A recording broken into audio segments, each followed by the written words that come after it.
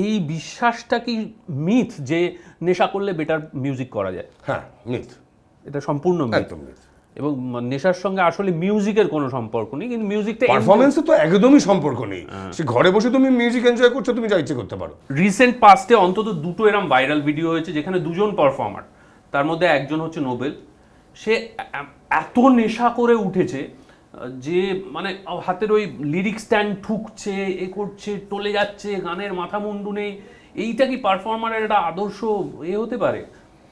না, ভিডিওটা ভাইরাল হয়েছে সে কারণে যে এটা পারফরমেন্স নয়, এটা পারফরমেন্সের নামে এটা ধাস্তামো। আমার মনে হয় সেই কারণে ভিডিওটা ভাইরাল হয়েছে।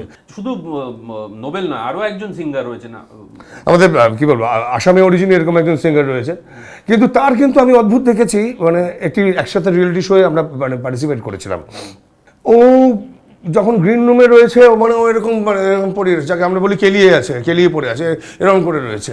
আবার যখন ওর টাইম আসছে, ওকে ধরে ধরে নিয়ে যেতে হচ্ছে, দু কাঁধে দুজন সাপোর্ট দিয়ে ওকে স্টেজ অব্দি নিয়ে যেতে হচ্ছে, কিন্তু স্টেজে গিয়ে ফাটাফাটি গান, তখন সুর কোনো বিচ্যুতি নেই তার। এটা অদ্ভুত, এটা একটা স্পেশাল ক্যারেক্টার। আমার মনে হয় এই ক্যারেক্টারটা কখনোই মডেল হতে পারে না।